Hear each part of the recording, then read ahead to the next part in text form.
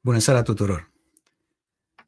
Dragii mei, facem această intervenție în seara aceasta pentru că constatăm cu toții acest val de ură care s-a propagat în ultimele 48 de ore împotriva unui singur om, dar și împotriva categorică a deciziei și hotărârii poporului român. Este de neimaginat ce se întâmplă și sigur că asta nu face decât să încerce doar dezbinarea noastră și vă rog pe toți să fiți puternici, așa cum am plecat împreună, să fim uniți, să fim curajoși, pentru că tot ce am făcut doar spre binele nostru și al neamului românesc. Am spus tot timpul, nu te lăsa birui de rău, ci biruiește răul cu bine. În orice caz, însă, tot ceea ce vedem, toate aceste manipulări adresate poporului român sunt categoric nefondate, sunt plecate dintr-un con de umbră, de malefic, pe care nu îl putem recunoaște la ființa umană. Și cred că dincolo de a ne salva țara, și pe noi vorbim de a ne salva umanitatea din noi. Este extrem de important acest lucru. Pe de altă parte, ceea ce observ este manipularea în special a tinerilor, de a ieși în stradă. Și le spun tuturor tinerilor, indiferent unde se află acum, la Timișoara sau în București, sau ceea ce am văzut că iar se dorește pe la Cluj sau prin alte locuri. Dragii mei, sunt tată de băieți, am 3 băieți, suntem o familie puternică, unită și care nu am promovat decât iubirea. Nu apelați la aceste și nu vă lăsați manipulați de aceste lucruri legate de faptul că noi am vrea să distrugem democrația sau alte lucruri de acest gen. Din contră, democrația este modul în care se ascultă părerile tuturor. Ori și astăzi am văzut, ne mai vorbim de tot ce s-a întâmplat până acum, că nu se dorește să se asculte și părerile noastre. Toată această perioadă a însemnat un singur lucru, faptul că clasa politică, în special cele 2 partide importante care au și făcuseră și au condus atâta timp România și au avut puterea, PSD și PNL, au fost mai mult sau mai puțin, sigur, înlăturate de către poporul român prin votul vostru și sigur că acest balaur are foarte multe capete și evident că nu-și dorește să piardă și atunci atacurile sunt furibunde. Eu îndemn pe toată lumea la unitate, la pace, nu se poate să ne comportăm așa. Este de neimaginat ca să nu fi lăsat să fi vorbit. Să vorbești, să spui părerea, să spui poziția ta. Nu am dorit decât binele, nu am nicio legătură în tot ceea ce spune cu Rusia. Sunt român, în primul rând. Nu am legătură și nu sunt legionar. Nu am legătură și nu sunt, în primul rând, antisemit. Nu am legătură cu nimic din ceea ce înseamnă sistemul oligarhic sau alte lucruri de acest gen. Nu am legătură cu nimic din ceea ce înseamnă a opri lucrurile de bază în România, ci din contră, trebuie deschise toate cărările pentru a ne dezvolta economic, a fi deschisă agricultura, industria, tot ce înseamnă locurile de muncă, tot ce înseamnă să fim uniți, să deschidem școlile, să nu mai tăiem pădurile, să avem o instituție de sănătate extrem de puternică, mamele să-și nască copii în liniște, nu am nimica, nu vreau să introduc și să interzică cezariana sau avortul sau alte chestiuni de genul ăsta, nu avem nimic de a face cu aceste lucruri. Fiecare om însă, ceea ce avem de a face este fiecare om este liber și trebuie să fie liber să ia decizia pe care o dorește. Asta este cel mai important lucru. Și pentru asta am luptat, pentru asta am fost împreună.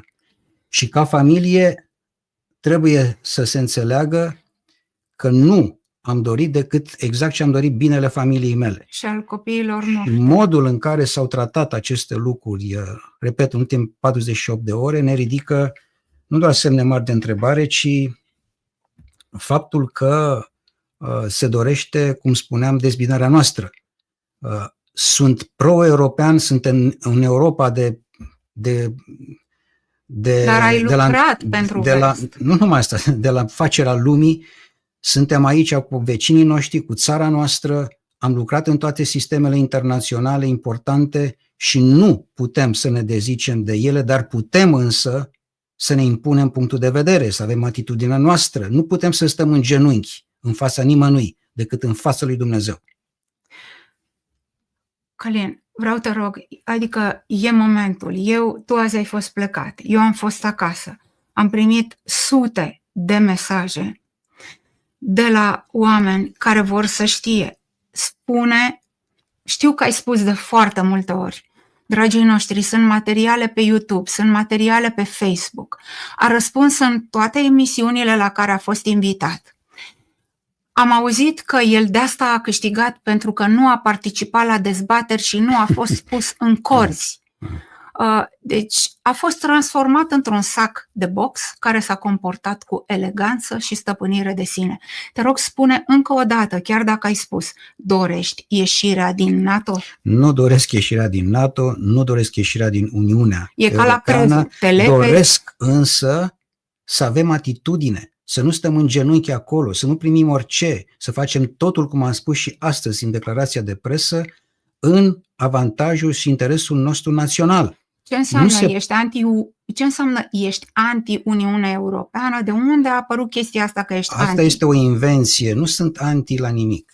Ai spus sunt anti la... Poftim? Ai spus că nu poate prevala, să zicem, nu tot ce vine de acolo poate să prevaleze Constituției, de exemplu. Bineînțeles, nu poate legislația europeană să prevaleze peste Constituția noastră, dar dincolo de asta, cel mai important lucru este că oriunde am fi și orice am face, noi trebuie să avem pace în țara noastră, nu putem să intrăm în războiul altora și în interesele altora, care ne aduc nouă prejudicii, și cel mai important lucru este că să ne vedem, după 35 de ani în care suntem într-o cădere economică, demografică, socială, de neimaginat, este absolut firesc să avem grijă de noi și de țara noastră. Despre asta este vorba.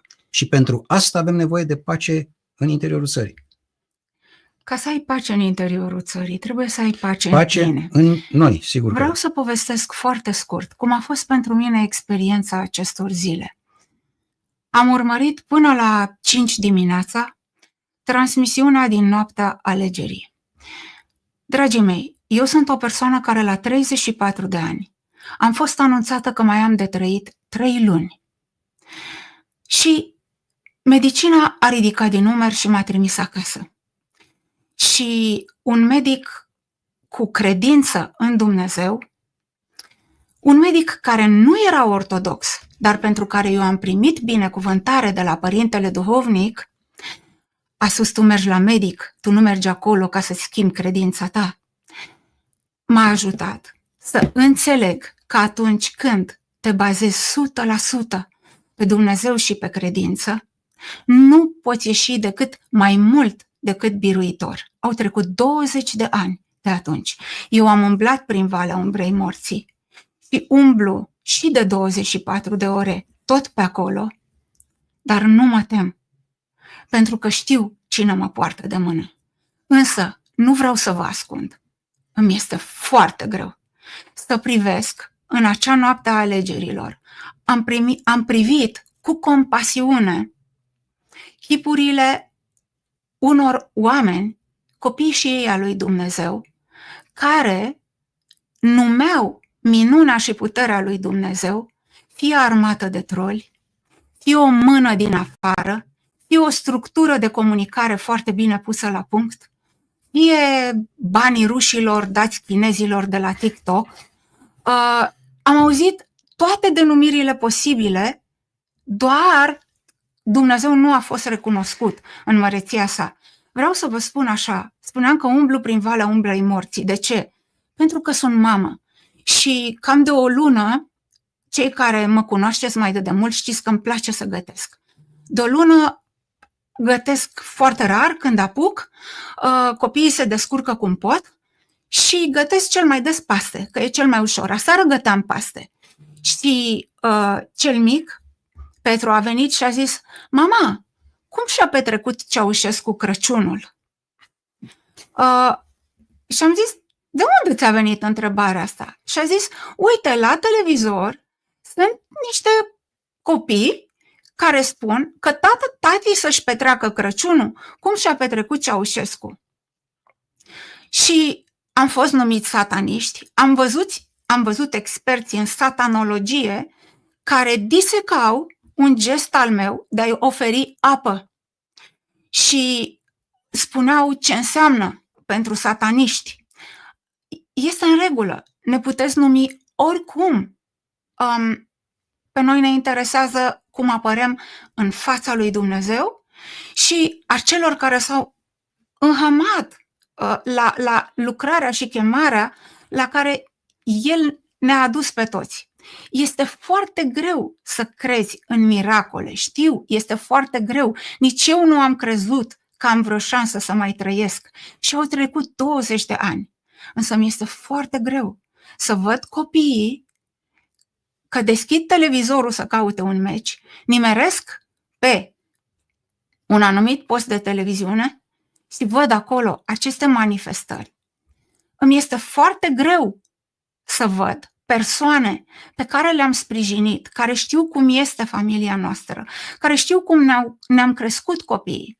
Avem 2 băieți, avem 3 băieți de fapt, da? Unul este jumătate de frățior, cum spun ei, deci Pavel și Petru, și copiii Cosmin, noștri, da. și Cosmin care e mai mare, Pavel, Petru 13-14 ani.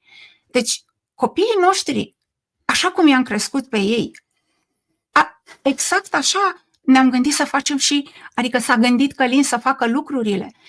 El m-a văzut, eu am trecut prin 2 cezariene. Cum ar putea să interzică cezariana? Aceste lucruri sunt scoase din context. Când el a spus că se rupe firul divin, citiți, vă rugăm, cartea medicului Michel Odent, care se numește Cezariana, și veți înțelege, noi am văzut diferența dintre copiii născuți prin cezariană și copiii născuți cu blândețe, natural, firesc, fără, nu vorbim de cazurile strict necesare de cezariană.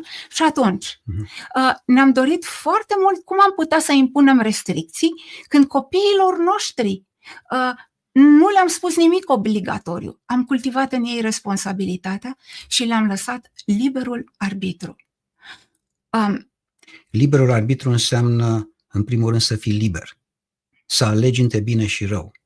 Astăzi se duce o luptă între bine și rău. Este lupta, de fapt, Arhanghelului Mihail cu Satana. Asta este realitatea. Și sub acest aspect, practic, noi am stricat prin votul poporului român mașinăria de partid. Și asta este foarte limpede. Ori mașinăria de partid se apără prin sistem. Și de aceea vă spun încă o dată, fiți curajoși, fiți uniți, rămânem drepți, rămânem pe verticală. Nu putem sta în genunchi la nesfârșit. Iar ideea centrală, aprigă, care a traversat ca o coloană vertebrală tot ceea ce am făcut, este fiecare om este liber să aleagă orice. Nu putem și societatea nu poate să impună, indiferent că vorbim de educație sau de școală sau de vaccin sau de transport sau de o participare într-un program internațional. Fiecare are libertatea să aleagă și de aceea am propus democrația participativă. Nu chem poporul român odată la 4 ani și l-a dus cu zahăr și ulei, și participă în fiecare zi. Asta înseamnă democrația reală, nu ceea ce ni se impune. Prin urmare, tot ceea ce am făcut și facem este spre binele nostru. Dacă nu se dorește acest lucru, ne puteți spune. Noi ne retragem. Nu este o problemă. Nu noi noi și toți voluntarii care au ajutat. Dar dacă se dorește să fim liberi, așa cum ne-a născut Dumnezeu, așa cum a făcut Kennedy la vremea respectivă, așa cum a făcut-o mari înaintași ai noștri, cum a făcut-o Iorga și toți ceilalți, atunci lucrurile într-adevăr pot merge spre bine. Vreau să accentuez acest lucru la sfârșit, Călin, e foarte important, simt, adică pentru mine.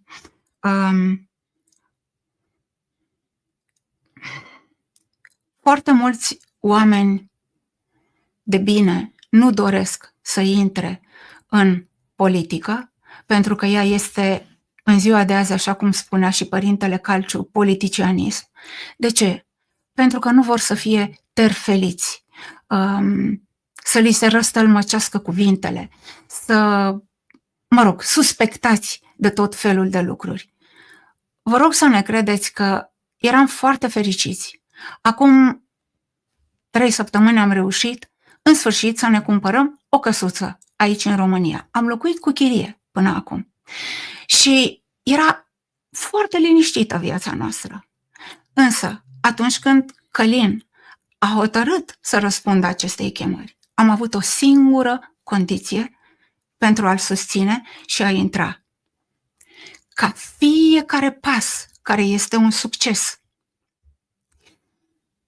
să-i fie nu atribuit, ci recunoscut lui Dumnezeu. Pentru că am intrat cu buget zero, cu o echipă foarte mică, doar și doar cu voluntari care s-au alăturat. În ultimele 4 săptămâni, cred că am dormit 3 ore în medie pe noapte, am răspuns la mii de mesaje ale voluntarilor pe care le am pe hârtie. Tot ce spunem poate fi probat și le-am spus cum pot ajuta. Întrebau cum putem ajuta și le spuneam: propagați, distribuiți, dați mesajul mai departe. Am văzut acest mesaj al meu preluat acum în tabăra cealaltă și propagat. Ok, e în regulă, oamenii să învețe voluntariatul, e minunat să dăruiești fără să accepti ceva, să înțelegi că e contribuția ta. Și condiția mea a fost asta, ca oricare ar fi succesul, să-i fie atribuit lui Dumnezeu, pentru că nu este nici al lui Călin, nici al nostru ca echipă, ca voluntari, nici al nostru ca popor.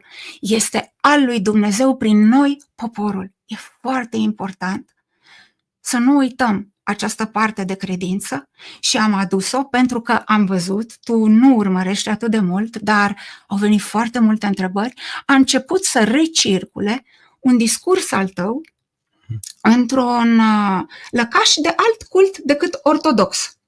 Știi că ai fost invitat. Asta a fost acum 4-5 ani, dragii noștri. Și acolo sunt români. Deci a fost acum 4-5 ani. Cum am putea spune noi că suntem creștini dacă atunci când cineva te invită să vorbești, să-i dai un mesaj de putere, să-i spui ce gândești tu pentru țara ta, a fost acum 4-5 ani. Tu spui nu, pentru că tu nu ești ortodox. Scopul creștinismului nu e să ridice ziduri între oameni, ci să le dărâme. Și, în ultimul rând, vă rog să avem buna măsură, să nu ne pierdem umanitatea. Fiecare om din religia noastră creștină-ortodoxă are un duhovnic.